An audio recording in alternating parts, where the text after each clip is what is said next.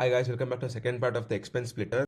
So the previous part we designed the front end where you enter all the details and then you wait for the response from the backend which was not coming. So in this part we'll continue that backend response. So here we have two parts, app.jsx which we had shown in the previous part, the exact same thing, and then server.js. So here we'll build a logic as to how the calculation is going. Now we are using both CORS and Express. So after that we have a post request where the backend is getting the request as to calculate. Like you have to calculate the particular thing with the people and expenses you're getting. So people with the expense is going to backend. Now, if there is no people or there is no expense, then the backend says missing people or expense data. Now, if there is anything, then you have to start calculating total expense. How do we calculate total expense? So total is first initially equal to 0. Then for each item, each expense, it gets added to the total amount. For example, in the previous part, Akshay had paid 200, Virat had paid 150. So first from 0 it goes to 200, then 200 plus 150 is 350. So that is a total now. Now, after that we have to calculate equal share for each person.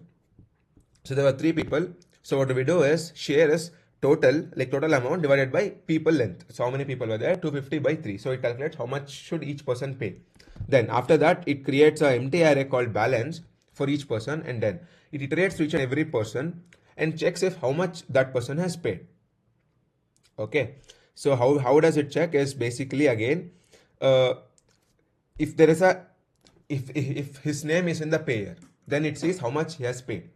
So what is paid is equal to like whatever he has paid plus expense amount. So after that we have to find the balance. So how do we find the balance is how much he has paid minus the share, how much he should give. For example, if there is 250 and 3 people, so it says if Akshay has paid 200, then what is his share? It comes around somewhere around 80. All right. So 80, 85 it comes. So it checks 200 minus 80. So 140 it is there. His share was 80 he has to pay, but he has paid 200. So he owes it. Like, so, sorry, he gets back. So Akshay should get back around 120 rupees. Now, see, if it is a negative, then he owes. Like if it comes in negative, that is if he has paid only 50 rupees and then he owes 80 rupees, like his share is 80 rupees, then 30 rupees is what he owes to other people. Now if it is positive, then he gets back. Simple. Now after that we push the balance and we show the entire result. Now we share the final result in JSON format. Now let me run the program. To run this we have to run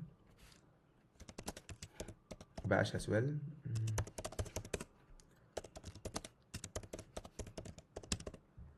All right, I think now it will run properly.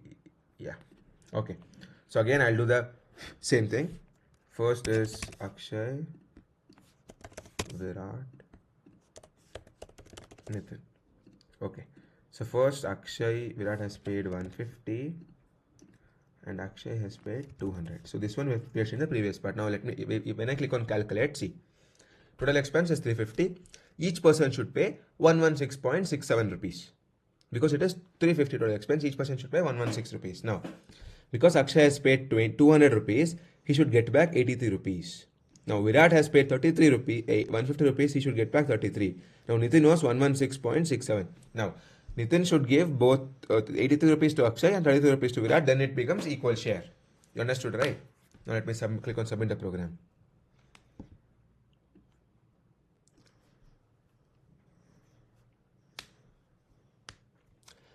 So as you can see, the test cases have passed, and that's it for this video. I'll see you in the next video. Thank you.